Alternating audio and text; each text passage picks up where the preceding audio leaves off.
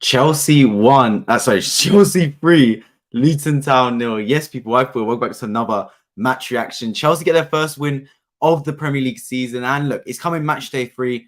And obviously against Luton Town, a team that you're expected to beat. I think every team, bar the Sheffield United of the world, are expecting to beat Luton Town.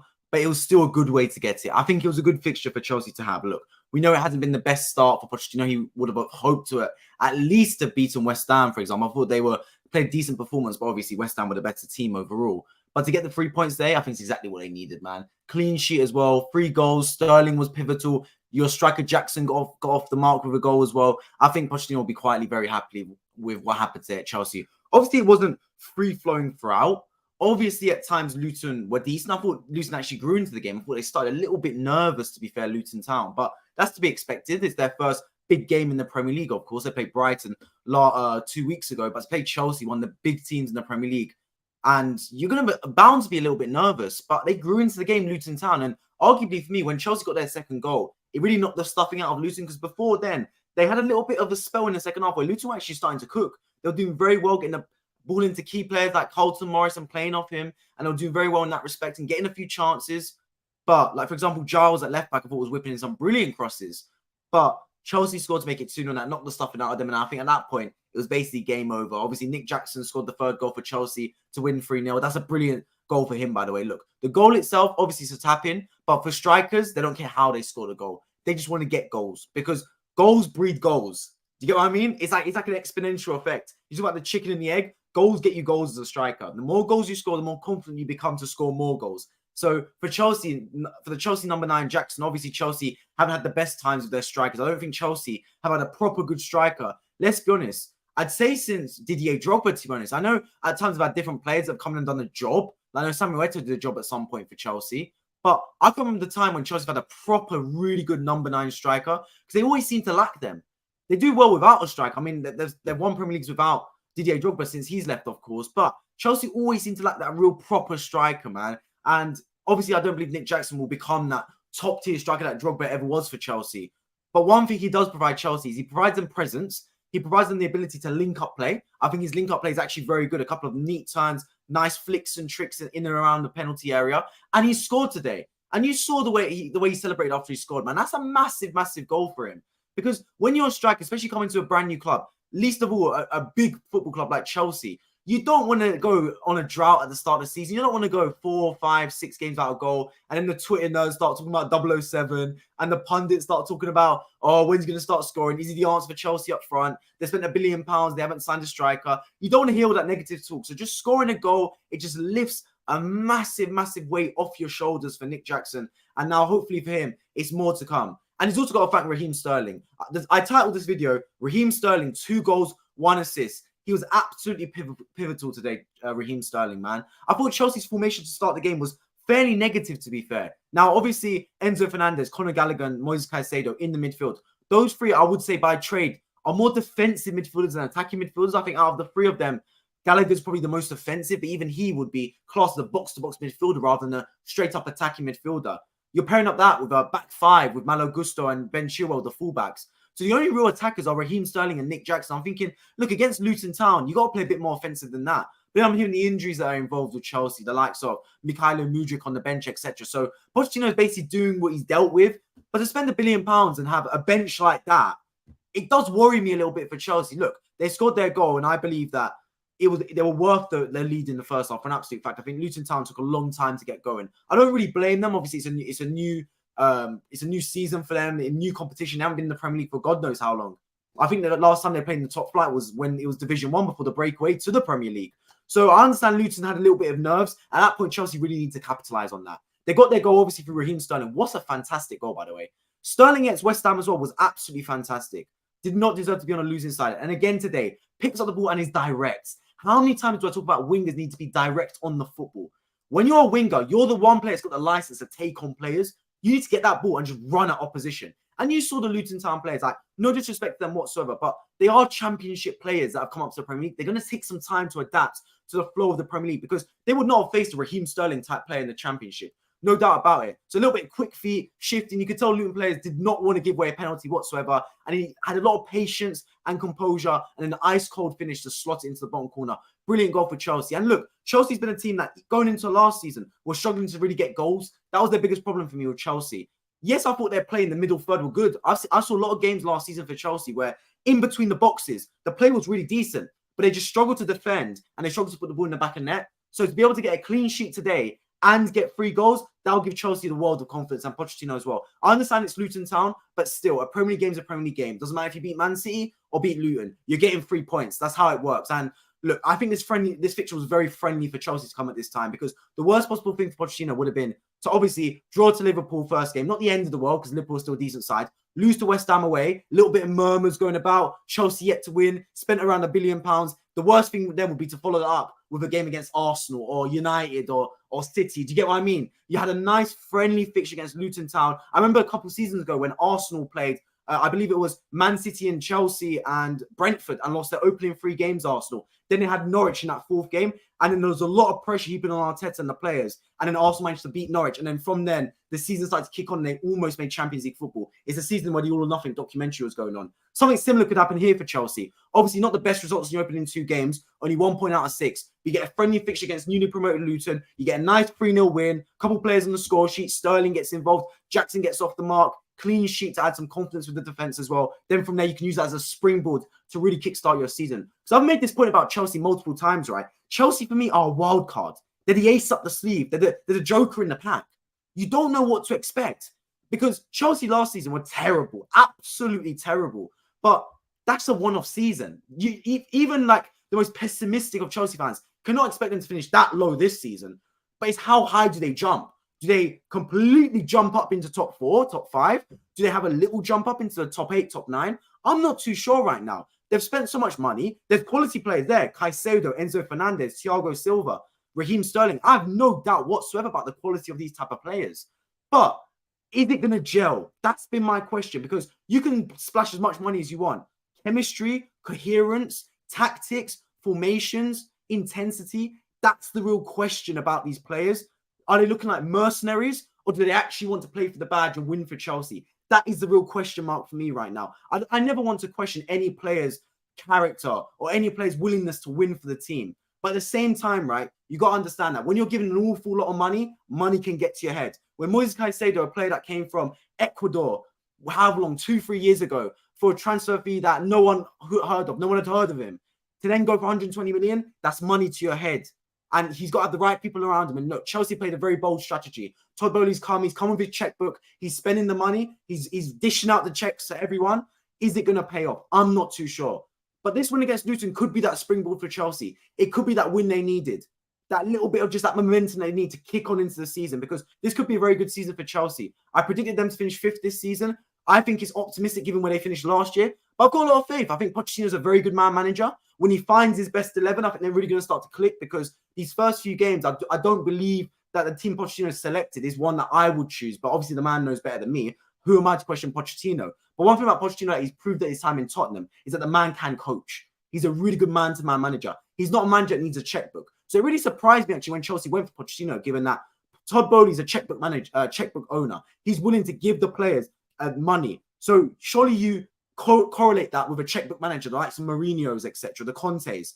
But he's gone with a checkbook system where you're spending money with a manager in Pochettino who did his best work at Tottenham without a checkbook, with down tools, with coaching players from the ground up, the foundations, getting the academy involved, really starting to integrate a culture around the football club. And look, maybe Todd Bowley wants to do that. And maybe supplementing Pochettino with cash is what he's been yearning for all these years at Tottenham and what the Tottenham fans believe he should have got.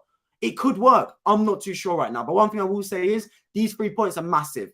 Whenever a manager gets their first 3 points at a new club, trust me, I don't care if it's Man City or Luton Town. They all feel the same, man. 3 points are 3 points. You always want to start with a good 3 points if you're manager of Chelsea. And obviously the first 2 games will hurt him, especially not beating West Ham United because away from him, I thought they were well worth it, especially in that first half. I thought Chelsea were very good. They just got picked off on the counter-attack. So to be able to win this game, and obviously, look, there were spells when Chelsea were never under the cosh, but there were spells when Chelsea, I believe, were second best. And I think Luton actually gained some kind of grasp over the football match. I think especially towards the end of the first half and start of the second half. I want to say a 20-minute spell across the 2 halves.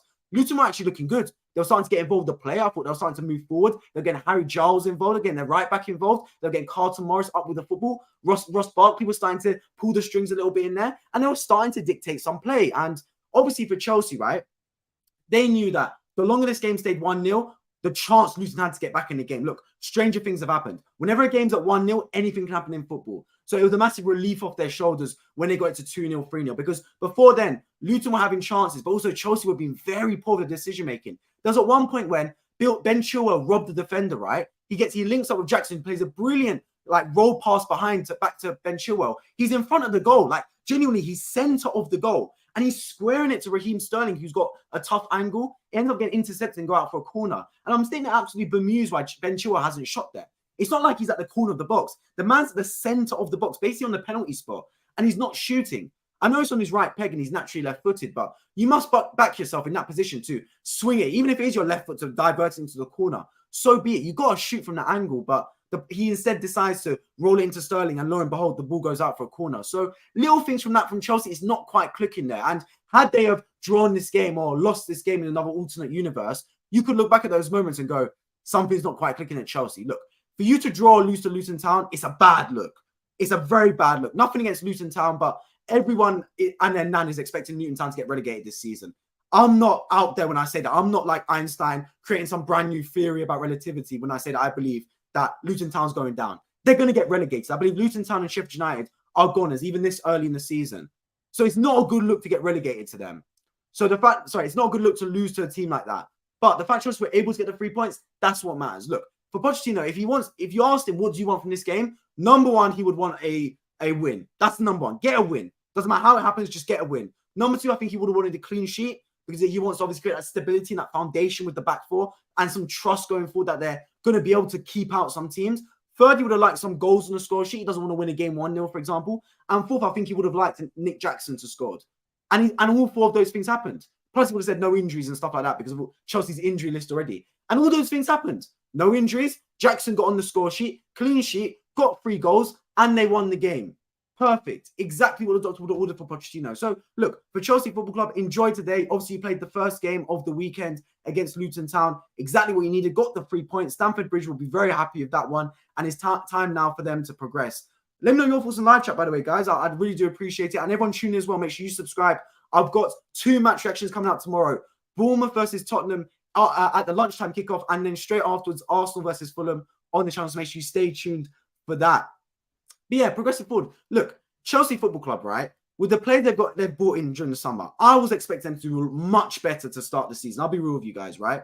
The Liverpool game, I thought they were the better team, especially in the second half. I thought the first half Liverpool were decent, but Chelsea definitely grew into the football match. And in my opinion, I thought they were unlucky to not win that game. The West Ham United game, that for me is a sign of A, a new team, and B, a soft team.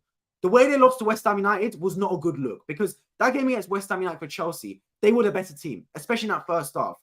Obviously, they brought it back to 1-1 after going 1-0 down. At that point, I'm thinking Chelsea's going to kick on now and win this football match. They go down to 2-1, right? West Ham get a man sent off, yet Chelsea end up conceding again to lose 3-1. It's not a good look. I always say, when you lose games away from home, when you're the better team, it means you're soft. And I know it sounds very harsh, but the way you've lost that game if you're Chelsea Football Club against West Ham has been due to set pieces and down to the fact that you just cannot defend on the transition and the counter-attack. That has been the case. And to win today was good because Luton Town, obviously, they were going to play pragmatic. They were going to play a 5 at the back formation. They're going to have 2 strikers up front, lump the ball up, win some knockdowns, and play off there. You know what Rob Edwards was going to do. He's going to play to that game plan. So for Chelsea to win this game and to compete against a team that's going to play pragmatic, to compete against a team that's going to play a low block, it's a really positive sign for him because that game against West Ham United would have been a bit of a worry for Pochettino. The fact they were the better team, yet still lost that game 3-1. Even though West Ham had 10 men, they still didn't really look like putting the ball in the back of net, especially that last 20 minutes. So the fact they were able to win this game today is a real good springboard in that sense. Really good. I think, look, Caicedo, I think a lot can be said about his performance. Against West Ham, it was very poor coming off the bench. Again, today, he looks a bit nervous at the start of the game, but he grew into the football match. I'll say that for an absolute fact. And look, Caicedo's cost an awful lot of money. He's got a lot of weight on his shoulders. He's a young boy, man. He's 21 years old. I'm 21 myself. I can't tell you how I would feel if I knew I was worth 120 million and being asked to do a job. That's crazy. Most people that work, they get what? Annual salary of what? 50 grand a year, maybe, if you're good. He's just been paid 120 million to work. And you tell me you're not going to be nervous. He's going to take some time to get into it, man. I think Enzo Fernandez is a real good signing. I said that at the time.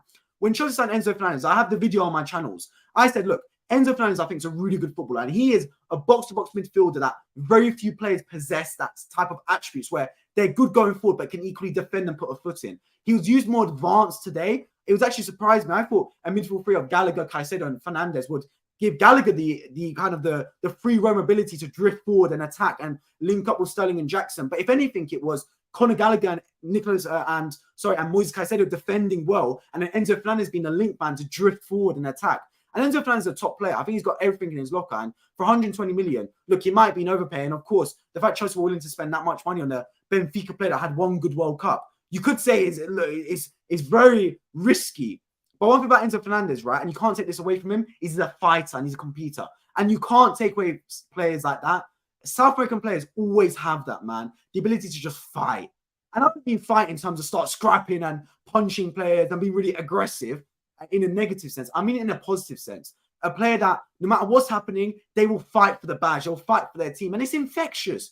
You want a player like that. You want a player that will lay down their line, man, that will lay down their life to try and win the 3 points, that will go into every challenge, to try and run even when you're 2-0 down, to sprint all over the pitch and be the Energizer Bunny and run into tackles and get shots away and make the passes. And I think Enzo Fernandez has that in abundance. I think he's a really good midfielder. So when I look at Chelsea's team, right, you still got players like Nkunku to come back into that, who I think will be a really good player. He could potentially play out that number 10 position for Chelsea. Then you're looking at a midfield three of potentially Enzo Fernandez, Moises Caicedo, and Nkunku. And that's a good midfield three. So for Chelsea, he's a bit of a wild card this season, right? If Pochettino plays his cards right, he's got the squad. I believe the players are good enough. If he can play his cards right and they start to gel, you could see Chelsea really start to kick into gear around on November, December time. I think they'll take some time to adapt. I think September and like August will have a little bit of growing pains with Chelsea. There will be some games where they lose. There will be some games where they have to fight and scrap for the 3 points. But by the time he comes to November, December, January, I think Chelsea will really start to kick into gear. And it won't be plain sailing. They won't be going for 100 points like Man City and Arsenal will potentially be going for. But they will be starting to kick into gear and maybe start to climb up the table and start looking like a threat again, which has been a void of Chelsea in the previous few seasons. All right, let's get into some of your comments. I think my prediction of Luton finishing 20th is looking good. I agree with you, Jeff, to an extent. I did predict Luton to finish 20th as well and Sheffield United 19th. One thing I will say about Luton Town is they really grew into the game today. And I have to give them a lot of credit for that. I thought the first, I want to say 25 minutes, they were really nervous. Where every time they picked up the football, their first foot was up the pitch to Carlton Morris. That's all they were thinking, just up to the strikers. And then they started to get their foot on the ball. I think Ross Barkley was a big part of this. Ross Barkley is obviously a player that's been around the block. He's been at Chelsea, Everton, etc. So he knows, right? Boys, calm it down. Get on the ball.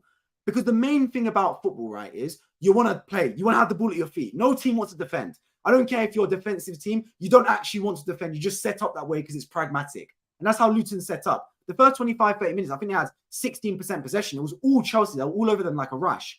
But when they started to get a foothold on the ball, when they realized they were only 1-0 down and started to grow into the game, that's when they really started to get some joy. And look, the overloads were there. Harry Giles was getting some good chance on the left-hand side, whipping some balls in. Ross Barkley, when he was getting on the football, he was making things happen. He could have a really good season for Luton Town. I genuinely believe so. If you play FPL, why not chuck a Ross Barkley into your team? I think he could have a really good season there because he's going to play a lot of minutes. He's going to be trusted to be their creator. And look, it's game 2 for Luton. They've not been in the Premier League before. Last time they went in the top division was when it was Division 1 before the Premier League even broke away. So there's going to be some growing pains. Just how I talked about Chelsea having some growing pains, equally for Luton Town. It's going to take some time to really gel and meld together because, look, Luton Town, right, they are a team that in the Championship have played the way that is pragmatic. And they're trying to bring that to the Premier League. Normally what happens is you play really good football in the Championship where you're blowing away teams. You're playing really nice football, pass and move, tiki-taka. Then you come to the Premier League and you have to adapt to playing pragmatic because you realize, all right, we play tiki-taka in the Championship, but we can't play tiki-taka against Arsenal, Man City, United because they'll pass around us to pieces. But what Luton Town are doing is they play pragmatic in the Championship. Now they're playing pragmatic in the Premier League. Look, that game 2 weeks ago against Brighton was an eye-opener. I think Rob Edwards said it himself. They got punished. And when you play against big teams in the Premier League, you can't make mistakes and expect to get away with it too often. You will get punished. You have to be pretty much ruthless. I talk about how football is an assassin game. You have to be assassins to be good at football. Cristiano Ronaldo, Lionel Messi are assassins where they're through on goal. They make no mistake. Hitmen, bang, corner, goal. Give the keeper no chance. Luton Town today had some chances, but they were a bit rash with their finishing, over the bar, wide, and in defence, gave away some gilt-edged chances, man, that Chelsea genuinely could have been 4 or 5 clear. So you got to be assassins in football. And look, Luton Town obviously do not have that assassin mentality. How can they? They've been in the Championship. But they will grow. Every game's learning experience. I would treat Luton like an intern. If Man City, if Man United, if Chelsea are like a seasoned 30-year-old manager who's been in the career for donkey's years, right? That's about to hit retirement pension age. Luton are the fresh intern in the block. They're new to the system. Obviously, they've got some fresh ideas that might turn out brilliant, and they'll have the odd good result. But you can't expect wonders from them. They're new. They're new around the team. They're new in the block. So I think give Luton some time. And I think they'll really glow, man. I don't think they're going to stay up, but give them time. I think they'll really start to get into like a system that works, performance that works, and you'll build off that, because football's always a systematic process, in my opinion. You don't go from crap to results. You go from crap to building an identity, to building a team that builds around that identity, to building a formation, to building a system, to then building consistency in performances, to then get results right at the end of it. Do you get what I mean? It's a systematic, step-by-step process. That's what Arteta did at Arsenal, right? When Arteta took over Arsenal from Unai Emery, Arsenal were a shambles. The team was a shambles. The player was a shambles. The identity of the club was tarnished. Fans were walking out. The club was just in disarray. What did Arteta do? He didn't go, bang, time to get results, win the Premier League. He didn't do that. He said, you know what? Let's start with the ground up. Ship out the deadwood. Let's get a system in place. Let's bring in the academy. Let's get the young players involved. I want to build an identity. Here's my non-negotiables. Here's our DNA of the football club. Once that came in, once the players came in, once the players understood the process and the formations and the systems, then you're starting to see results. They start to flourish off that. And Roberto was going to do that. It's going to take time. This is game 2 for Luton Town. They're already on a back foot because obviously they've missed their home game. I think next week on Friday against West Ham United at home at the Kenny is a massive game for Luton Town, man. Your first home game in the Premier League is always humongous. Look at Brentford a couple of seasons ago. Beat Arsenal opening day of the Premier League season at home. Springboard for them to stay in the Premier League. Haven't looked back since. If Luton Town can get a really good result against West Ham United, I think you could see them really have an okay season. And I don't think Luton Town are finishing top half of the table. No way. I think they'd be delighted if they survive. I've got them finishing rock bottom 20th alongside Sheffield United in 19th. But when you're 20th, right? When your expectation is to finish bottom, the only way is up. And you know what they always say? They say it in boxing. They say it in every facet of life. A man or a team or a woman with nothing to lose is a dangerous person. When you've got nothing to lose, when you've got no expectations, you're dangerous, because the only way is up for Luton Town. And they've got to thrive off that. Use that narrative to your advantage. And look, let's see what happens. I thought that was a terrible game to watch. I was bored. I feel you, Tommy, to be fair. I feel you. Obviously, for me, I was really interested to see what Luton would do. First off, I was sitting there thinking, bro, like Luton Town are off it. And I knew coming from the Championship, you can't expect them to be Premier League quality straight away. But when I watched Burnley against Man City in that first game, I still thought Burnley had something about them. I sat there and I watched it. Despite losing 3-0, I thought, you know what? Burnley could actually stay in this Premier League. They actually look quite decent. They were creating some chances and playing some free-flowing stuff at times. Luton, especially in that first half an hour, I was worried for them. I literally thought the worst. But they grew into the game and it will come. And look, for Chelsea, like I said earlier in the stream, the best game they could have got. If you ask Pochettino, who do you want to play? He would say, give me Luton Town or give me Sheffield United. Because Chelsea needed that. Because they obviously drew to Liverpool, not the worst team in the world, lost to West Ham United. That was a bad result given they were actually a good team there. They played actually a good performance. They want to have a good game against Luton Town, Sheffield United, a good 3 points, clean sheet, get some players on the score sheet early, get your confidence around the football club, just like getting your striker Jackson on the score sheet, exactly what Pochettino would have won. And I said a couple of seasons ago, right, when Arsenal lost their opening 3 games against Brentford, Chelsea and Man City, players were calling for Arteta's head. The players were disarray. Club was poisonous. Toxicity was back. Arteta out was trending. What happened? Game against Norwich. 1-0 win. Obviously not the best in the world, but it was a win. And also use that as a springboard and almost finish top 4 that season. Do you get what I mean? Sometimes little wins like this, you need them. And the fixture list. Look, I do believe that no matter what fixtures you have and no matter what order you get them, if you're good enough, you win the league. You don't use fixtures as a excuse for not doing anything. Look at Man City. They don't care who they get. They're Man City, man. Give us Arsenal, give us Luton. We'll win that game. That's Man City's mentality, right? But I think Chelsea will be very happy with how the fixture list turned out getting Luton now. Because imagine they had Man City today. Imagine that. You've gone from drawing to Liverpool to losing to West Ham. Now you've got Man City at home. When everyone's expecting Man City to win that game, you haven't really hit any form. You've got no momentum around you. Suddenly, you probably do lose that game against Man City, and you start the season with 1 point out of 9. it looks far worse than 4 points out of 9. It's not amazing. It's not brilliant, especially for a club like Chelsea, who in previous seasons have done absolutely fantastic, especially under Roman Abramovich. But 4 points out of 9 is not bad. You've won, and now you progress from that. You take the win and you progress. That's how it's always got to be. Luton, I can't see them picking up many points in this league. Yeah, look, I do believe there's a clear divide this season between the teams towards the top of the table and teams fighting relegation towards the bottom. I think there are a good few teams that will be scrapping relegation here, to be honest with you guys. Put a points prediction on it, Jeff. I'm going for 22 points. I think that's a bit harsh, to be fair, but I hear you. I'm going to go for, I think Luton will get 27 points this season. I think that's what they're going to get. That sounds pretty good. I think 25. I think home games will help them. Look, I don't want to judge Luton too heavy until I see their home games. Because I always say that when your team fighting relegation, right, I want to see your home form. Because away forms are free hits. I don't believe in free hits in football, but when you are relegation threatened teams, when you're going to away grounds, unless it is another threatened relegation side, you are playing the percentages. You're playing just for luck, man, to try and get 3 points and catch the team on an off day. For me, I always look at your home form. Relegated teams that are threatened from relegation can stay in the Premier League just off their home form. If you make your home ground a fortress, you can stay in the Premier League. Because look, your home games account for 19 games of the season. If you do well in your home games, you can survive in the Premier League, no doubt about it. Obviously, if you want to win the Premier League or fight for any sort of trophy or Champions League football, Europe in general, you need to supplement it with away games. But home form can save you. That's how you stay in this Premier League. Nail down your home form. There's never been a team that's survived in the Premier League and had terrible home form. It doesn't work that way. Your home form's your bread and butter. And the one thing Luton have that maybe Sheffield United don't have, and Nottingham Forest maybe don't have, is they've got Kenilworth Road. They've got a real unicorn stadium, a stadium that has had to get renovated for the Premier League, a stadium that is small, tight. I remember Luton used to have plastic pitches. I'm not sure if Kenilworth Road is a plastic pitch, but they definitely used to have plastic pitches. They've got that home ground advantage, and not just a general home ground advantage. They've got that real like fight club advantage where it's a real mosh pit. It's a gladiator ring when you go to Luton Town, and you got to use that to advantage, man. When you're a relegated team, use every trick up your sleeve. Use that ace in the pack. Use that joker in there. Play that. Don't cut the grass, maybe. Don't water the pitch. Use every trick you've got when you're a relegated team because your home games can save you, man. And look, West Ham United at home, it's a decent team to have. You haven't got a Man City. You haven't got an Arsenal. You got West Ham. You can win that game against West Ham United. So if Luton Town can go into that game, right, and get 3 points, even if they draw, but if you get 3 points, brilliant. That will then give you a world of confidence and give a lot of teams an eye opener that, look, I know it's Luton Town, but going to Kenilworth Road will not be a walk in the park. So I think Luton Town need to maximize that game on Friday. I think after I see that game on Friday against West Ham, that's when I'll really have a good picture about what Luton will do this season. Obviously, logic states that Luton will not survive this season based on the fact that their squad isn't good enough on paper. It's their first season in the Premier League ever. Obviously, they only got into the Premier League off the playoff. It's not like they promoted automatically like Sheffield United or Burnley who won the championship. So if logic prevails, Luton goes straight back down.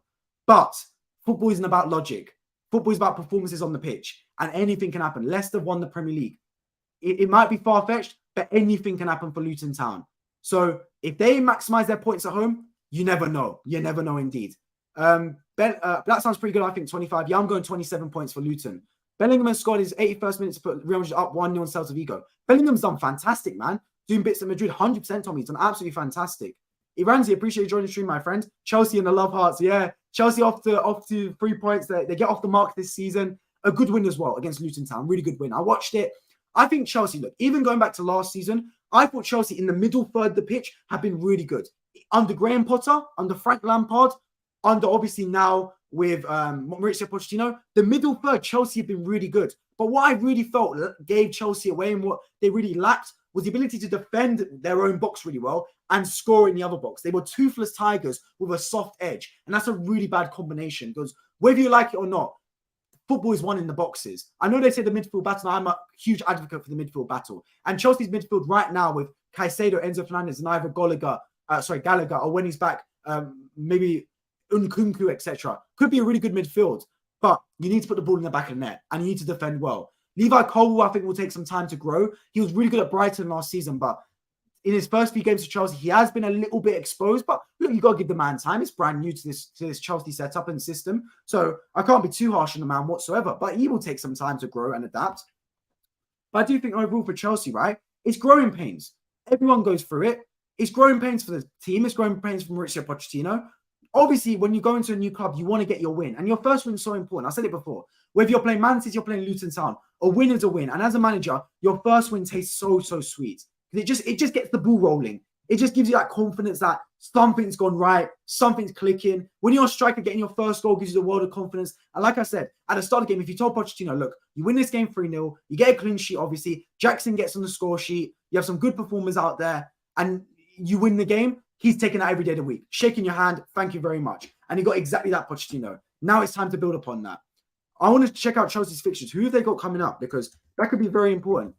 Chelsea fixtures this season. Let's see. So they play AFC Wimbledon in the FL Cup. Forget that. We don't care about that. Okay. So look, Chelsea right now, right, guys? This is actually looking promising for them when I look at their fixtures. Look at this. Next, they've got Nottingham Forest at home. You can win that game. That's Forest. Forest, obviously, they're not as bad as Luton, but they're not exactly a top team, Forest. So you play Forest at home.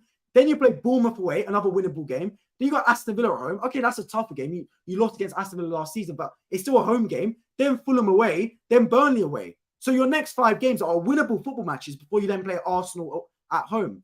So if you are Chelsea, right, you've got to sit there and go, if you're Pochettino, this is a good win. It's a springboard. Let's build upon this. Let's use this win and capitalize on it going forward and try and get more results in the bag. So look, Chelsea Football Club, I think it's a decent 3 points for an absolute fact, and it's giving you something to build upon. So I think for Chelsea and Pochettino, he's delighted with the way it went. Absolutely delighted. You got Luton Town, then Forest. That's some momentum there. Look, when you're a team, right, guys, yeah, especially if you're not a top team. Like if you're Man City, the rules exclude Man City because they're just too good, right? They steamroll any team. Whether they've got Liverpool, Arsenal, or Luton Town, they'll win that game because it's Man City, right? But any other team, right, when your fixtures come out, you want to look for patterns. You want to have a good run, especially early in the season. Look at, for example, Man City's fixtures. They've got a lot of friendly games. Chelsea, obviously, they started the season with Liverpool and then, of course, West Ham United. Now they've got Luton Town, Nottingham Forest, Fulham, Burnley. Do you get what I mean? Aston Villa are a decent team, but do you get what I mean? Teams like that, Bournemouth, those are friendly fixtures, man. Fixtures that you can really start to build some momentum in to get you going. Because, look, the table obviously isn't decided after 7 games. You ain't going to win the league after 7 games or anything like that. But what you can do is you can build up some momentum and some momentum to carry forward. I think Chelsea are doing that, and that's the main thing for me. If they can win their next few games, I think Pochettino will be very happy with that, and it'll breed confidence around the football club. Just like I said, goals for strikers breeds goals, wins breed wins.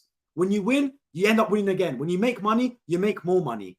Do you get what I mean? It's like everything's just a knock-on effect. You make your million, suddenly the second million comes straight away. You get your first win, suddenly the second win's around the corner. You get what I mean? Like it flows like that, man. It's such a confidence game. It's such a crazy game. Strikers can go 8 games without a goal, then we'll bag 3 goals in 4 games. Do you get what I mean? It can be crazy. Football's very much a momentum sport. So when you got games like Forest next week, when you got games like Bournemouth, Fulham, take advantage. Because when you got a run of fixtures like this, you need to do well. Because around the corner will be the Arsenal, Man City, Manchester United, Tottenham, Liverpool, Newcastle. Then you're sitting there going, well, we don't know where our next 3 points are coming from. So if you're Chelsea Football Club, now is the time to really attack. Get a real momentum going. Get some players on the score sheet. Get your starting 11 starting to get figured out if you're Pochettino and go from there. I think the first home game against West Ham will set the tone. They need to win that. I agree. I think they definitely need to win that game against West Ham if you're Luton Town.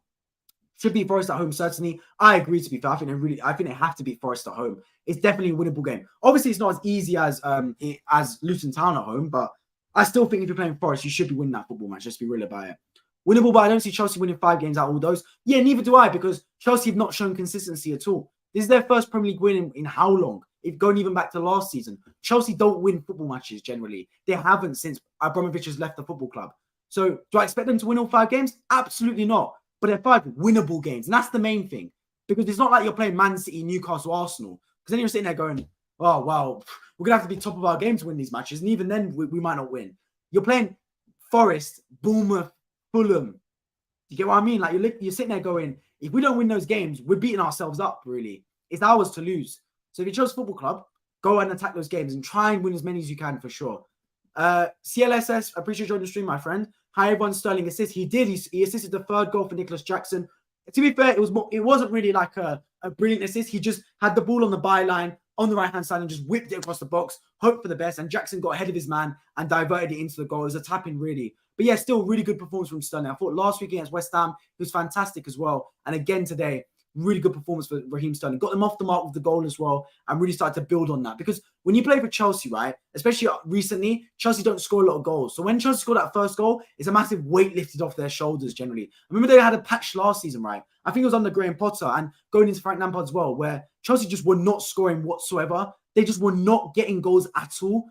And I was sitting there going, this team can't score. They're averaging a goal every 2 games. Like their strikers, I know they had Kai Havertz up front, who obviously is at Arsenal now, funny that. But they just could not score a goal for their life of them. I was thinking, this Chelsea team genuinely has got a juju on the goal. They cannot score. So to get 3 goals, it is confidence. I know it's Luton Town, but you need these, man. Trust me, you need them. It doesn't matter if it's Luton Town, doesn't matter if it's who it is, man. It's a win. It's just like winning 1-0. Arsenal beat Crystal Palace 1-0 with 10 men on Monday.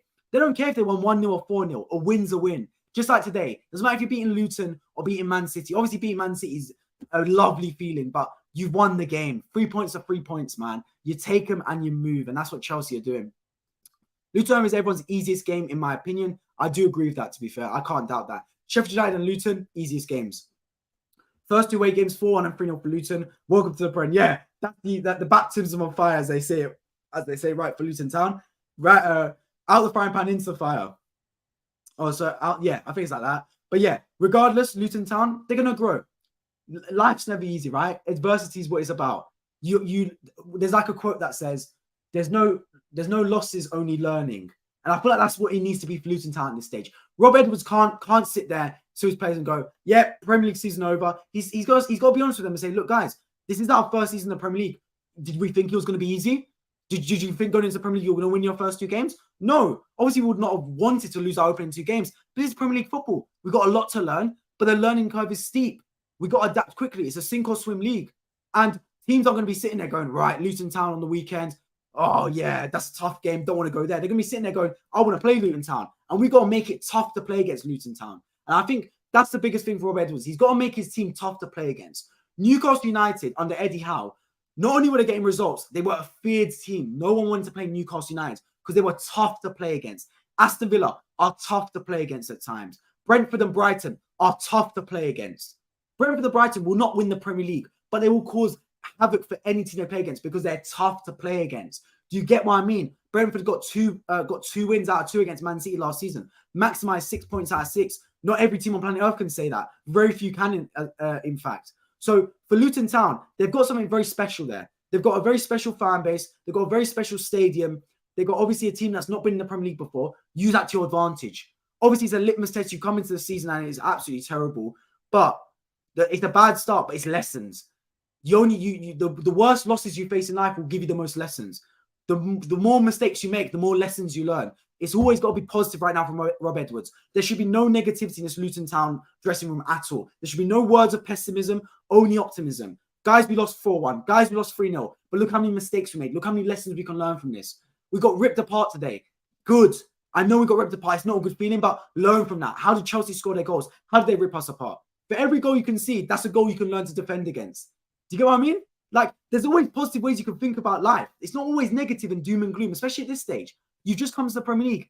I just spoke about how Arsenal, early on, last season especially, got carried away. We won our first opening 30 games. We thought we were going to win the Premier League.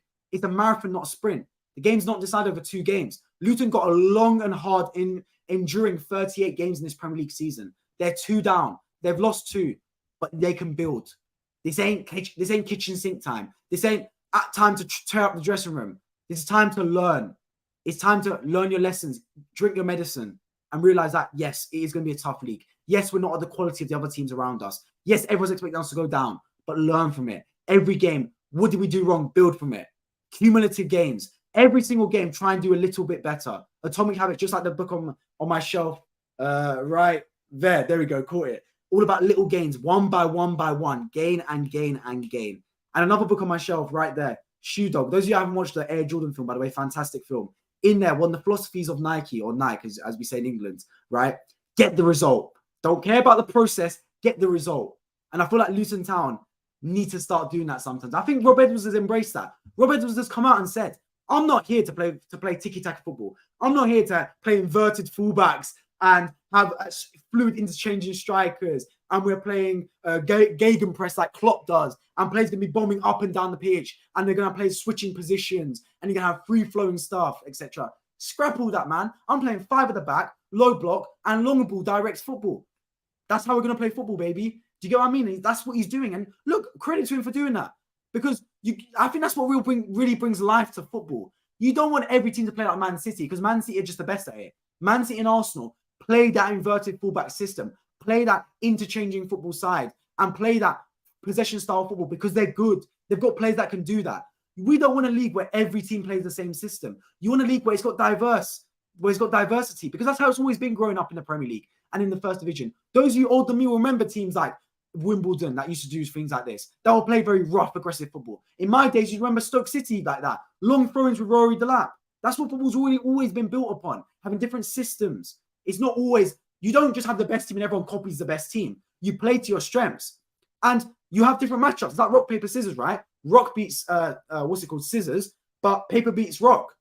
It's just like that. Man City will beat the majority of teams in this league playing the way they play football. But they might get undone by a 4-4-2 Luton Town or 5-3-2 Luton Town that plays long ball FC and lumps it up and plays off it. Because they got undone to Brentford twice this season, and Brentford play a similar system to Luton. Obviously, Brentford are miles better at it and play better football, but the formation's the same. Do you get what I mean? So you never know in football. Anything can happen. Play to your strengths and get the result. Don't worry about the process. Get the result.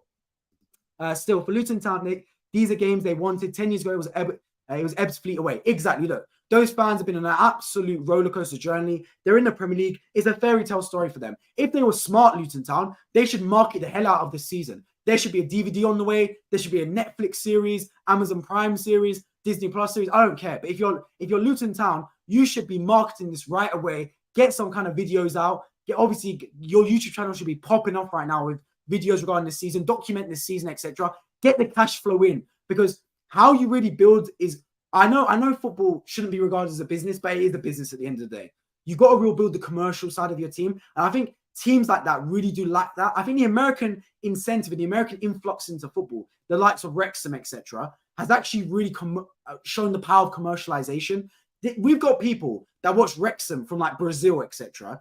Wrexham guys, yeah, just made League Two. They were in the Vanarama National, as Tommy says, Vanarama National League last season. That was Wrexham last year, right? You have people from Brazil watching them.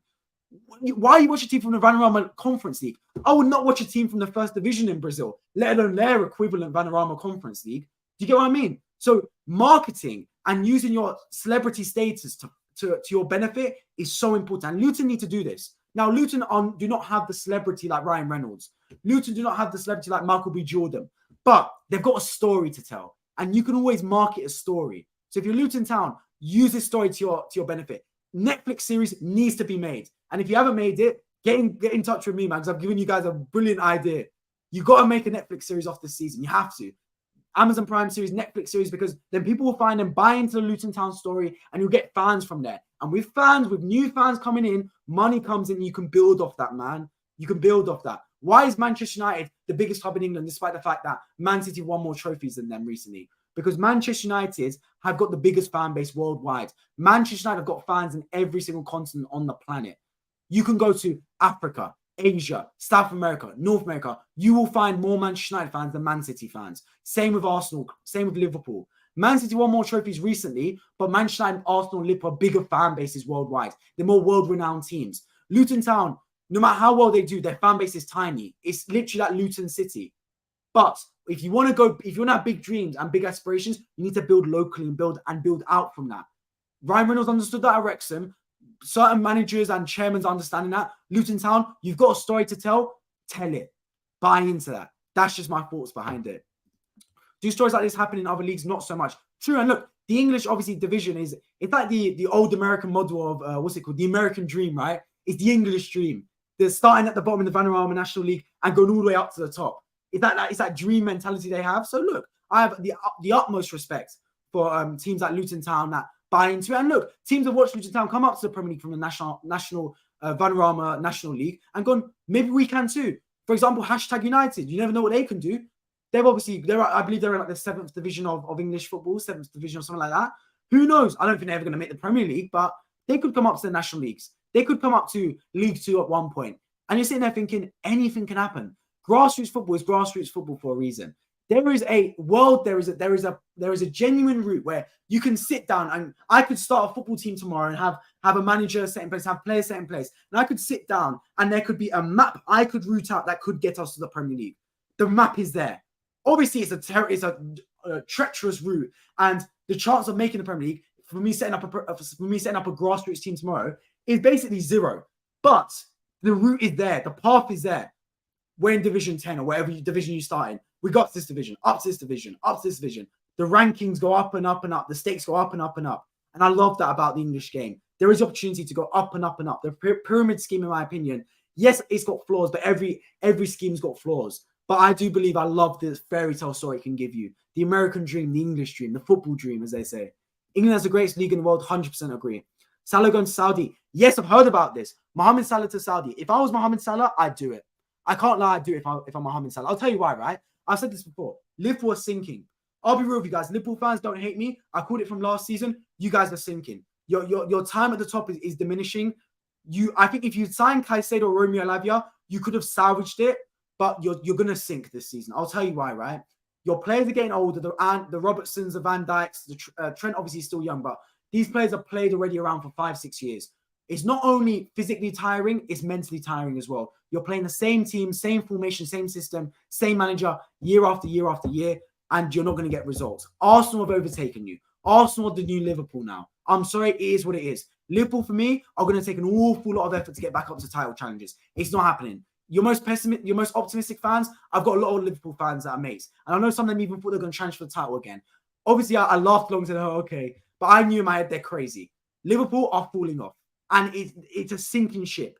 They've had their boom, their peak. They're now starting to fall off slowly, going into a bust. So if you're Salah, you depart right now. You get the money at Saudi Arabia. You're Muslim anyway. You'll love the life out there in Saudi. It's a league that's obviously growing in obviously fan base and growing in relevance. I would do it if I'm Mohamed Salah. I can't lie. I genuinely would if I was him. You're 30 years old anyway. It's not like you've got much of it. Obviously, you're not old anymore, but your career isn't exactly in the prime years anymore. I think you had your prime years already. And look, if Salah leaves the Premier League today, his legacy remains amongst Liverpool fans and the Premier League as a whole. He's won the Golden Boot. He's won the Premier League. He's won the Champions League. What more can he really do at Liverpool? He's done it all. And yes, he could make a move to a Real Madrid or a Barcelona.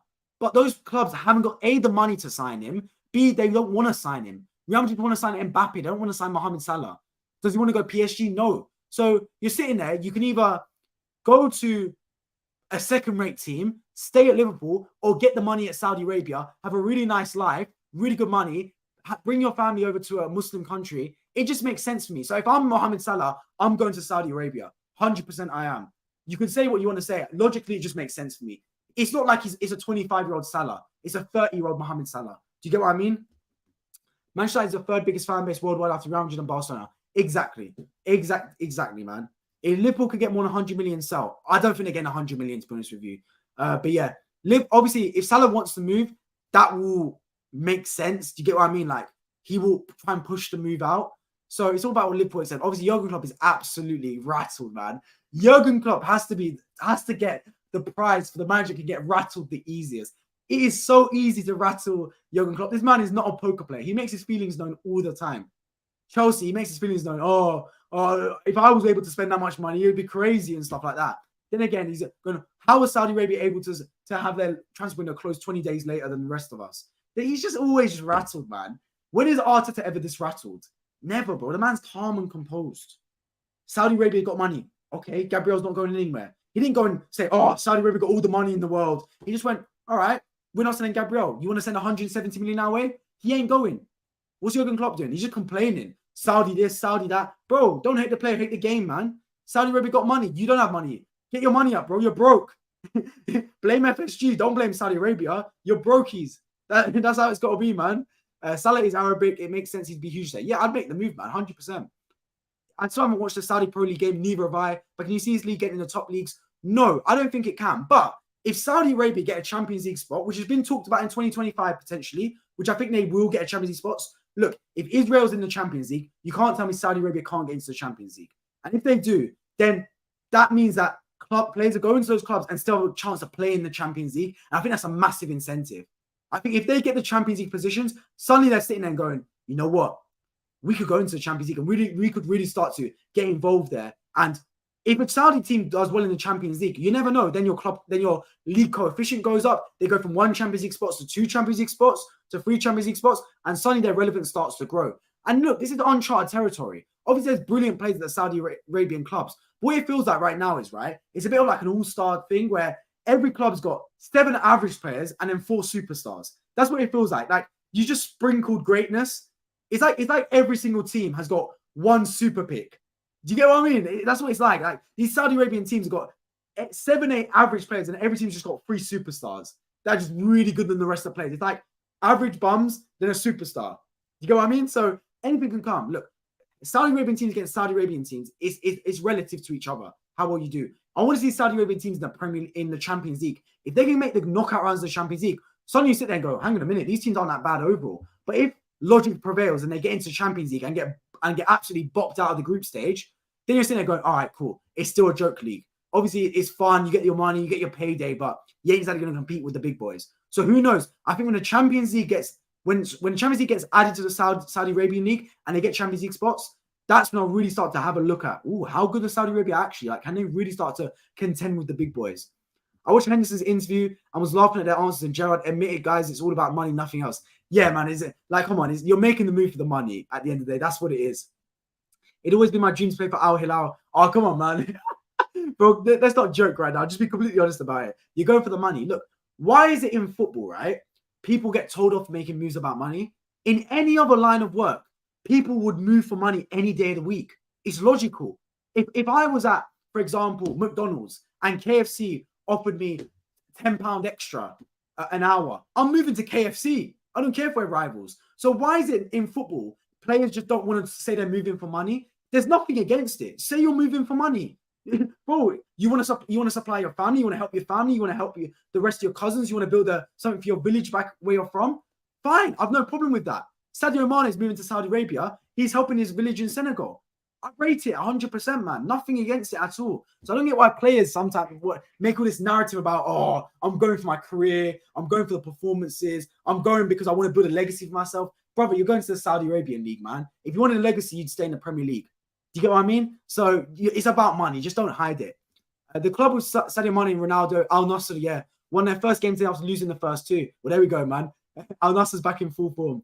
I appreciate you on the stream, and I hope you're doing well. Chelsea getting gassed over a team who literally doesn't have a stadium. Exactly. And big up you for knowing that, by the way.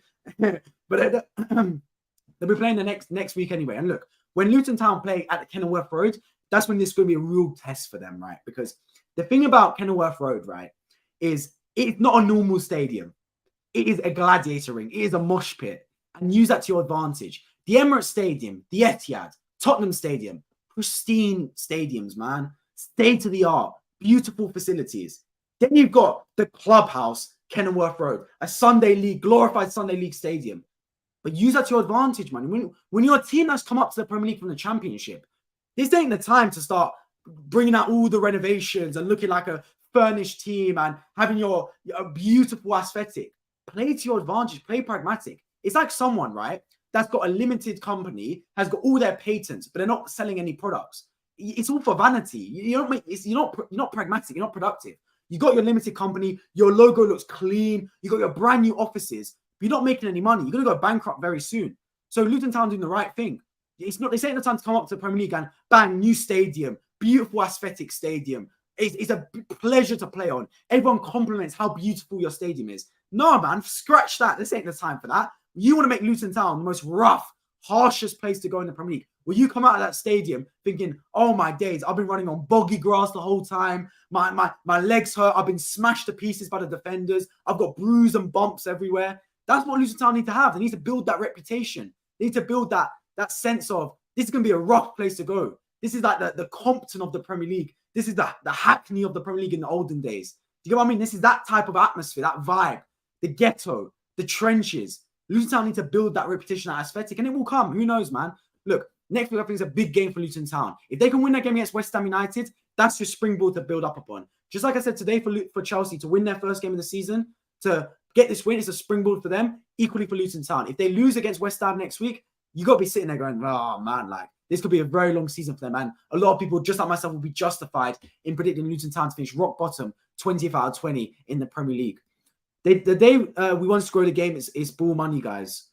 They say we wanted to grow the game. It's BS. Money, guys. Exactly. Look, money makes the world go round. Cash is king at the end of the day. And I know we all love the sanctity of football. And I think, to be fair, they are still trying to preserve the sanctity of football. And despite the fact that money obviously has been heavily influxed in football, where football players are earning exponentially more than they would have 20, 30 years ago, to the point where you've got Neymar becoming a billionaire off football alone. Ronaldo, Mbappe, if he took the Al Hilal contract, would basically become a billionaire off football alone in 1 year.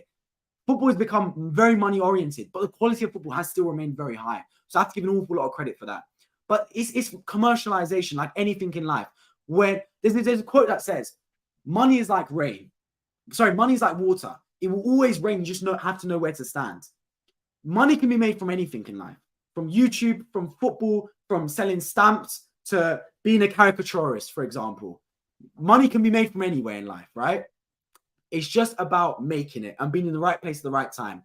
And football for a long time was a beautiful game that wasn't commercialized. It was just the beautiful game.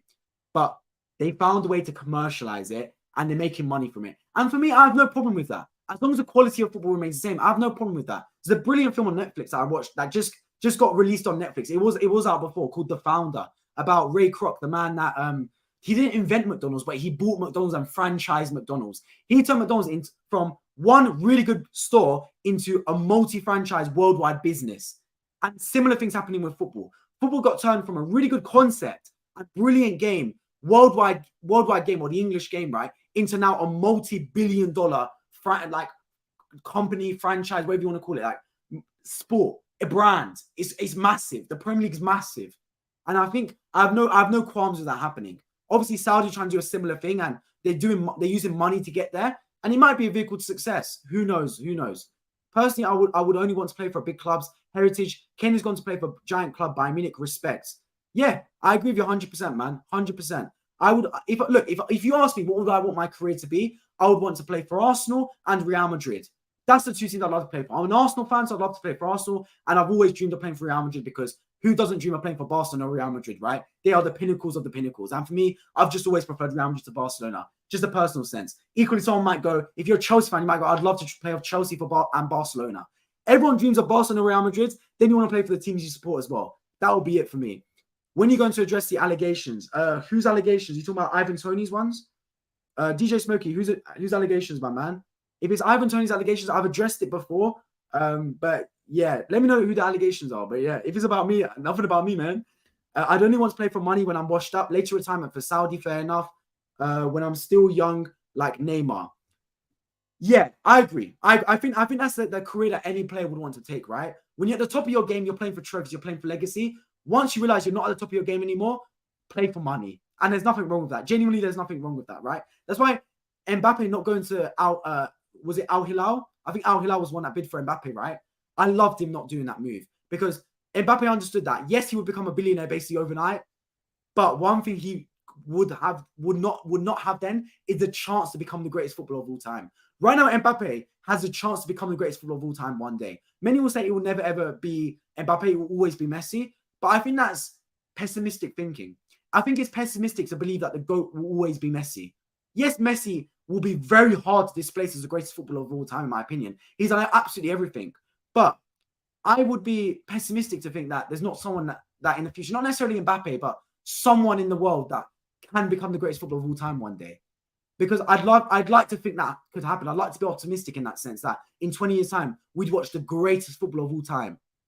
Do you get what I mean? So, look, I think Mbappe is on his way. He's won a World Cup, which I believe you have to be the greatest footballer of all time to win a World Cup. Just my opinion on it. That's why before Messi won the World Cup, my GOAT was Maradona. It wasn't Messi or Ronaldo, it was Maradona before Messi won the World Cup. You might say that's harsh, and Haaland will never be a World Cup winner, so he can never be the GOAT, in my opinion, type vibe. But I just think that to be the greatest footballer of all time, you have to win the greatest trophy of all time, which is the World Cup. To win a World Cup for your country, you're immortalized in that country. Maradona's got murals all over Argentina because he won the World Cup. Likewise, Messi now. Do you get what I mean? So for Messi to do that and win the World Cup, he became the GOAT. Mbappe's already won the World Cup. He's reached another World Cup final and scored a hat-trick. If he can add Champions League trophies, if he can add Premier League trophies, if he could do it for Real Madrid and a Premier League team, Mbappe could become the greatest footballer of all time, in my opinion, one day. I genuinely do believe so. I don't care about this Ballon d'Or stuff. I think that's a fugazi. But other stuff, I do believe so.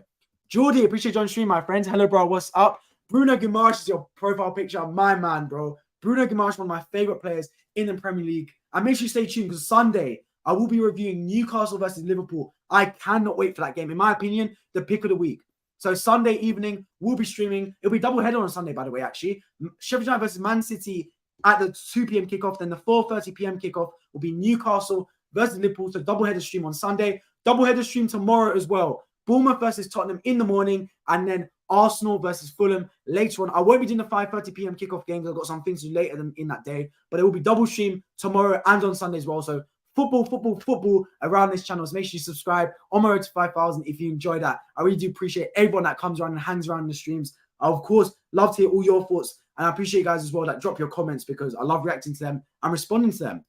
Messi went a different direction, but still making ridiculous money, including piece of the TV contract, and gets to live in Miami. Yeah, Messi, he looks happy as well, man. So I have to give Messi an awful lot of credit for that. He looks really happy at Inter Miami. And look, obviously, that's a commercialized move as well, and it's creating a lot of buzz. Look, I watched Inter Miami games, not the full game, because I'm not going to stay up until 1 a.m. to watch Inter Miami, but I've watched the highlights on YouTube. Like, it has given me, like, what's it called? A reason to watch MLS or Leagues Cup, whatever it was called, right? So I have to give Messi an awful lot of credit for that. And he's creating buzz around the league and around America for sure. After that, though, Dennis, surely Bayern won the Italian clubs. I'd say potentially, if I want to like broaden my career and play in different countries, sure, why not Bayern Munich, PSG? But those leagues haven't really been competitive. Obviously, that's nowadays. It could be different for sure. But I would say definitely that Real Madrid and Arsenal would be the teams I'd want to play for. Arsenal fan, and then obviously Real Madrid because I just love Real Madrid. Like, obviously, I'm an Arsenal fan. I don't love Real Madrid, but I've always dreamed of Real Madrid, playing for Real Madrid because that's like my team. It's not my team. I'm lying. My team's Arsenal. If Arsenal play Real Madrid, I want Arsenal to win 6-0. What I mean is, it's hard to explain, but I've explained it before. Everyone loves their team, but also has an affinity towards either Barcelona or Real Madrid. You don't support either of them unless you do, obviously, but you have an affinity towards one of the two. Everyone watched El Clasico growing up, and you'd want either Real Madrid or Barcelona to win. That's how it'd be. And for me, it'd always be Real Madrid. I just like Real Madrid. That's what it is. Clubs that play for top Prem clubs, Real or Barcelona, Bayern or Dortmund, Juve, Inter or Milan, Ajax, Benfica, Porto, Celtic, or Rangers.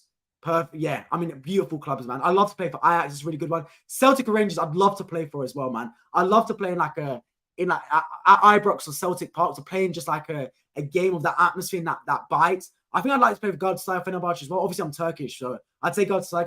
That's my Turkish team. But at the same time, man, if I have a bad performance, bro, I could be absolutely shocked leaving the stadium, man.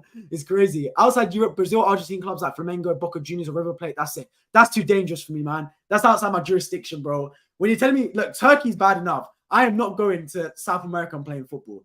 I cannot hack that, bro. If I get a red card and we lose the game, my life's in danger. I've got like bloody bounties on my head. So yeah, that's outside my jurisdiction, man. We're gonna beat Liverpool in our fortress. I do believe so. I think Newcastle winning that game. Obviously, last season they lost to Liverpool. Both games, I believe, Newcastle, but it was one of the few games they lost actually that season. Look, I always say about St. James's Park, first 25 minutes, ride the wave because Newcastle come fast and furious. Against Aston Villa, they were fast and furious to start that game. Against Arsenal last season, right? You guys were really good that first 20 minutes. Then Odegaard scored the goal around like minute 15 and Arsenal started to really take over the game. So I think Newcastle, play to your strengths. Obviously, losing to Man City is not ideal, but it's Man City away from home. It's a game that very few teams are going to win in the Premier League. Man City rarely lose, let alone at home. So play to your advantages. I think Newcastle got a very good season on their hands again. I'm a massive fan of Bruno Guimaraes. I think he's an absolutely fantastic player. Sandro Tonali as well next to him is brilliant. Isak for me is a fantastic player. I really love him. I'm so distraught Arsenal did not sign neither Isak or Bruno Guimaraes because we were linked to both players. And of course, just supplementing that with Almiron, who was brilliant last season at times. I think, obviously, Gordon is a little bit rash, can play a little bit flamboyant at times, and maybe still yet to be at his best, but he will grow into the team. That's for an absolute fact. So yeah, I can't wait for that game one bit. I'll be reviewing it straight after on this channel, so make sure you stay tuned for that. Newcastle versus Liverpool, Super Sunday, 4:30 p.m. kickoff, 6:30 p.m. or as soon as the game's done, streaming on this channel. I think Newcastle win that. I agree. By the way, are you a Milan fan proper? No, I'm an Arsenal fan. That's the only team I support. I don't support any other team. I just support Arsenal. Any other shirt I wear, it's just because I'm a collector. I've got an Inter Milan shirt in my cabinet as well. I went to Milan over last Easter. I went to see the San Siro. I'm a Rafael Leao. Well, you can't see, but I've got Rafael Leao on the back. So yeah, I'm a Rafael Leao fan, if that makes sense. But yeah, I'm an Arsenal fan. That's the only team I support. If you see me wear any other shirt, it's just because I'm a collector.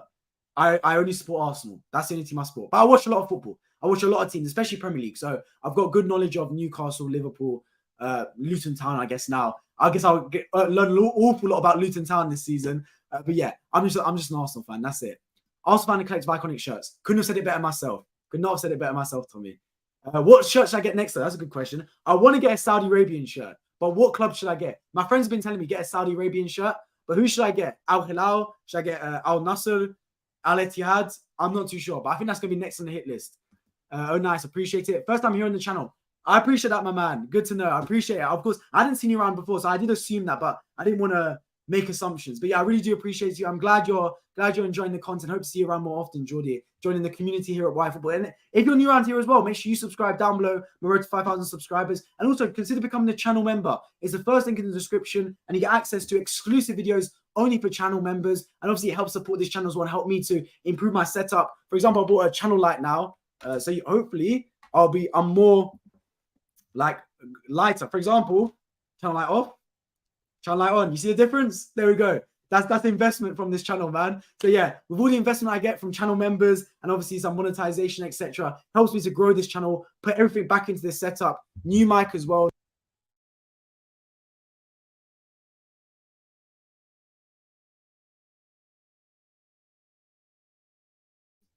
I unmuted my mic doing that temporarily, but yeah, there we go. Do you see what I mean? So with all the channel members that definitely help along the way and everything, it really helps me to improve the setup of this channel. That's all I'm trying to do. Improve the content season upon season and grow it. And I appreciate everyone that's helped me along the way. Trust me, I do really appreciate it. Messi is one match away from winning his second trophy since he joined Miami, and they are still in last place in the league. Yes, when he joined, they were bottom of MLS, right? But they're in the final of the Leagues Cup, I believe it's called. So let's see what happens there. Can we all get a round of applause for Chelsea appearing in the top half the first time in 2023? Well done, Chelsea, man. Well done. But yeah, tongue-in-cheek a little bit to obviously for Chelsea. It's a big win for them. It's a big win because obviously for Chelsea Football Club, right? They hadn't won a game this season. For Pochettino, any new manager, right? You want to get your first win. That's exactly what you want to do because you don't want to sit there and go, oh, we're struggling to score goals. We're struggling to win. You don't know where your next win's coming from because it just breeds negativity. You don't want that, man. You don't want the media getting involved. You don't want all that pollution around the football club because it manifests. Trust me, it does. So wins breed wins, goals breed goals, money breeds money. Everything you do leads to more of that same thing. It's just like life is like football. When you start to become a habit of winning, it's a really good sign. And it's one win for Chelsea. Obviously, one win won't get you anywhere, but one win is needed to get 2 wins, which is needed to get 3 wins and 4 wins and etc. So look, Chelsea's got a nice run of fixtures now. I think they can really start to kick on and start to go up the table bit by bit. I've seen the highlights, Messi goal, but I don't have the incentive to watch the MLS. Yeah, look, I think this has proved to me that obviously everyone knows that Messi's so gifted and such a talented footballer. But in Europe, obviously Messi's got brilliant players around him and he still shines. But the little things he's doing at MLS in the Leagues Cup, he's just so gifted, Messi, man. Like, he just caresses. Everything he does with the ball is so effortless for Messi. It genuinely is God-given ability. Like, he just caresses the ball with his left foot into the top corner. And I'm sitting there thinking, I could not do that if I took me 100 tries. Obviously, I'm not bad at football. I'm decent. I watch football a lot. I played football growing up. But the way he just caresses it on his left peg, being surrounded by players, just effortlessly just stroke it into the top corner, it's just so good, man. Like, genuinely, it's just a pleasure to watch. But in all seriousness, Luton don't look like they belong in the Premier League. Yeah, they don't. But look, it's early days, man. It's only 2 games down. They've got a lot to grow. And I've got a lot of faith that Rob Edwards will click. I don't think they'll survive in the Premier League, but I think they will become a tough team to face. Use your home crowd advantage. I'll judge them next week. I will review the game between Luton Town and West Ham on this channel. Then I will judge Luton Town and how they're doing. That's not. I'll come on this channel after that game. And if they beat West Ham, I'll say, look, Luton got a chance. But if they lose, then I'll sit there and go, yeah, you know what? I don't think Luton Town are really going anywhere, to be honest. Origin League tables after 2 games. After 2 games. No. Do you get what I mean? Obviously, it's a joke from RD12, but yeah. Don't look at the league table too early. Arsenal fans especially, bro. I got carried away a bit last season. Actually, I didn't, to be fair. I didn't get carried away last season. But I was at times thinking this is looking good for Arsenal. We might actually win the league. Lo and behold, Man City turned into the machine they are. And by game 36, the title was over. When in game 30, Arsenal were favourites to win the Premier League. So yeah, it's too early to look at the title, the title race. But look, if Arsenal win tomorrow against Fulham, as I said in my Arsenal-Fulham match preview on this channel, if Arsenal beat Fulham tomorrow, we go top of the league. And psychologically, it can help. You always want to play first. When you play first, you obviously have the chance to take the lead. Whereas when you're playing second or third behind your rivals, you're playing catch up to them. You obviously can take advantage if they lose, but if they win, which you expect because they are going to be Man City, Man United, your rivals, etc., then you're playing catch up to them, which is not a good feeling. You've got more jazz in your cabinet behind than Tottenham have. Congrats, mate. I appreciate it, RD2, man. I really appreciate it. Yeah, I'm a big reader in my spare time as well. So yeah, and that's why I've got all in the back of it. The rule is Dennis can't wear another English team kit though. Yeah, nah, not happening. Welsh teams like Cardiff are fine though. Yeah, I'll wear a Cardiff shirt. If they make the Premier League, obviously I won't be able to wear it because then everyone's going to think I'm a Cardiff fan in the Premier League. But why not? Cardiff, Swansea. Yeah, I'll get a Rangers Celtic. I want to get, I need to get a Rangers or Celtic shirt. How have I not got either of those team shirts? But I feel like I need to get both because Celtic and Rangers, just like Real Madrid and Barcelona, I haven't got Real Madrid or Barcelona shirt either, by the way, because teams like Celtic, Rangers, Real Madrid, Barcelona, Inter Milan, AC Milan, if you don't get both, you look like a fan. It's not like if I get a what's called Juventus shirt. Obviously, you got Torino, etc. But Juventus, like Juventus is Juventus. You're not sitting there going, "Oh, your Juventus shirt over Inter Milan fan." Sorry, if you got an Inter Milan shirt, everyone goes, "Oh, you're an Inter Milan fan over AC Milan. You prefer Inter Milan." It's like some clubs come with direct rivals. Do you get what I mean? Antonyms in that sense. So your Real Madrid is your Barcelona. Your Celtic is your Rangers. Your Arsenal is your Tottenham. Your Inter Milan is your AC Milan. Some clubs just come in pairs. Roma, your Lazio. Do you get what I mean? So if I get a Rangers shirt, I have to get a Celtic shirt as well. If I get a Barcelona shirt, I have to get a Real Madrid shirt as well. But I'm going Madrid later in September, and I will do a stadium tour, and I want to go watch a Real Madrid game, and I might vlog it, maybe. But I'm planning to go to Madrid later this September time before I start university again. So yeah, who knows? But I will be getting a Real Madrid shirt then. Who do I get on the back? I want to get Vinicius Jr. I plan to get Vinicius Jr. But obviously Arda Güler has gone to Real Madrid, and because I'm Turkish myself, if I see a Turkish boy at Real Madrid, my heart goes out, man. I just have to get his shirt. So I'm stuck whether to get Arda Güler or to get Vinicius Jr. Obviously, Vinicius went to number 7, so I'm torn right now, to be fair. Take the Al Hilal shirt. I might do. Get the Neymar one, maybe, or get the Al Nassr one, Ronaldo. I'm not sure. To be honest, I'm not sure right now. League Cup sounds bad. Yeah, I mean, it sounds like a joke competition, right? Miami won the Leagues Cup and now have reached the final of the Open Cup. 2 very prestigious trophies. Yeah, man. That's your Champions League and Premier League right there, man. I have to respect Torino fans when Juventus are around the corner. Yeah, I guess, yeah, you do, man. And look, I believe Juventus Torino obviously isn't it's a rivalry, don't get me wrong, but it's not the likes of Inter Milan, AC Milan, or Roma, Lazio. I think it's because Torino aren't at the same level as Juventus. Do you get what I mean? Whereas Inter Milan and AC Milan are fairly similar, always in like quality. Roma, Lazio, obviously, Roma are technically slightly better generally, but Lazio still put in a good performance. So the problem is Juventus has just always been better than Torino in recent seasons. Who knows now with obviously the financial fair play rules that has circulated them and all that breaching and stuff. Who knows? But yeah, Juventus has just always been better. I've got a Juventus shirt in my cupboard as well, though. So yeah, maybe you know what? That's a good video idea. Maybe I'll do what's it called? Let me know if you guys would like to see that. Actually, I'll do a full on my channel as a video, like a shirt collection show where I just show all the shirts I've got. That's actually a good idea. I might do that. So yeah, let me know if you'd like to see that. I might do that as a video on this channel where I just showcase all the shirts I've collected so far. Who knows, man? And look, I'm calling out, man. If a shirt wants to sponsor me, like, you know those mystery shirt sponsor people? If you guys know anyone and they want to sponsor this channel and give me like a mystery shirt box, I will do it, man. Send me a mystery shirt box. I will shout you out. I'll open the shirt. I don't mind who it is. Obviously, don't send me a Tottenham shirt, man, because don't give me no Premier League shirt.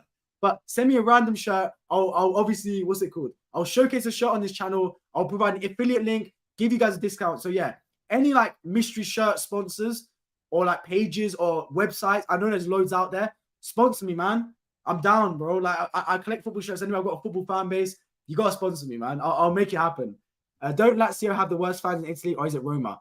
I'm not too sure, to be honest, man. I think just Italian fans in general are very hit and miss. Like, obviously, there's a lot of racism going on in that country. So I'm not the biggest fan of Italian fans in general, to be real.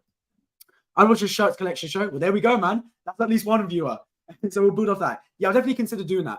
I've got definitely a few shirts in the cupboard. So I'll definitely consider doing that. I'll showcase all the shirts I've got, the players I've got in the back, etc. So yeah, that's a good idea, man. I really do appreciate it. But yeah, I'm gonna start to round up the streams. I've been streaming for the past hour and 15 minutes. Bloody, I've been talking for so long, man. I don't get how I'm able to talk so long about football. Is crazy. I guess I'm just such a fan. Obviously, you guys' comments as well. I really appreciate you guys leaving those. Allows me to obviously bounce off the ideas and help direct the way the stream goes, which is really appreciated. Try and get a shirt from every nation. Oh, that's crazy, man. Imagine from every country. Bloody, I'll be here all day, man.